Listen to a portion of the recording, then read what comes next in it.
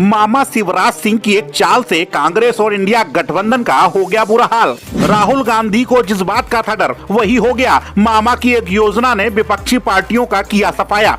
PM Modi ने भी बजाई मामा के लिए तालियां। राहुल और प्रियंका इंडिया गठबंधन की नहीं लगा पाई नैया पार। प्रधानमंत्री मोदी का जादू चला फिर एक बार। राहुल गांधी और प्रियंका गांधी को जिस बात का डर सता रहा था वही हो गया, क्योंकि बीजेपी की विपक्षी पार्टियों को लग रहा था कि मध्य प्रदेश में इस बार के विधानसभा चुनाव में बीजेपी का सफाया हो जाएगा। लेकिन मामा शिवराज के एक कदम से उनके अरमानों पर पानी फिर गया, क्योंकि कांग्रेस ने जीत के लिए जो जोरदार तैयारियां की थी वह सभी तैयारियां धरी की धरी रह गईं और भारतीय जनता पार्टी ने मध्य प्रदेश में फिर से पूर्ण बहुमत के साथ कमल खिला दिया। शिवराज सिंह ने राहुल गांधी की दुखती हुई नस पर वार किया, जिसके दर्द से अब राहुल गांधी को पूरी रात नींद ही नहीं आएगी। शिवराज सिंह प्रदेश की जिन माता बहनों को अपनी बहनें मानते थे, उन्हीं माता बहनों ने शिवराज सिंह का पूरा साथ दिया। और अब आपको बताते हैं वह कौन सा प्लान और योजना थी जिससे राहुल गांधी और इंडिया गठबंधन की नींद उड़ गई। देश के 5 राज्यों में संपन्न हुए विधानसभा में से 4 विधानसभा के परिणाम आज घोषित किए जा चुके हैं। इनमें से मध्य प्रदेश, राजस्थान और छत्तीसगढ़ में भाजपा ने परचम लहरा दिया है। मध्य प्रदेश में फिर एक बार भाजपा ने जबरदस्त बढ़त लेते हुए कमल खिला दिया है। इस जीत के पीछे तमाम वजहों के साथ ही मुख्यमंत्री शिवराज सिंह चौहान की लाडली बहना योजना को ट्रम्प कार्ड माना जा रहा है, जिसे उन्होंने चुनाव से ऐन पहले पेश किया था। आइए जानते हैं क्या है यह योजना और क्या है इसमें खास, जिसकी वजह से महिला वोटरों ने अपना वोट दिया शिवराज मामा को। शिवराज सिंह के नेतृत्व में मध्य प्रदेश में लागू की गई तमाम लाभकारी योजनाओं का लोगों को फायदा हुआ और एक बार फिर भाजपा को सत्ता में लाने के लिए वोटरों ने एक बड़ा उदाहरण पेश किया।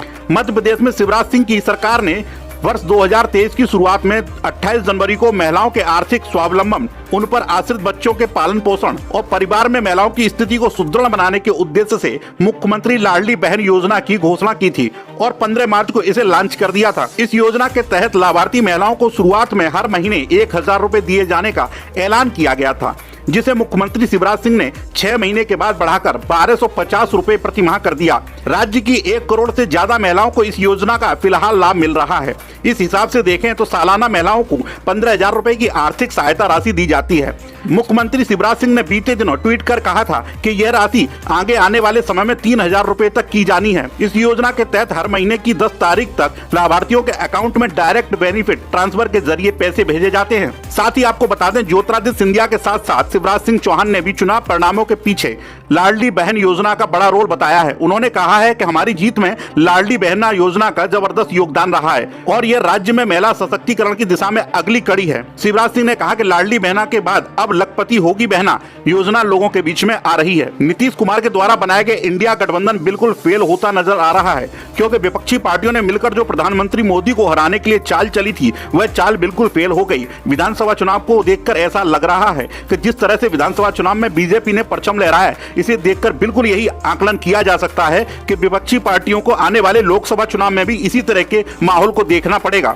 अब विपक्षी पार्टी खोजने में लगी है कि आखिर वह कौन सी गलतियां थी जिनकी वजह से इतनी करारी हार का सामना करना पड़ा।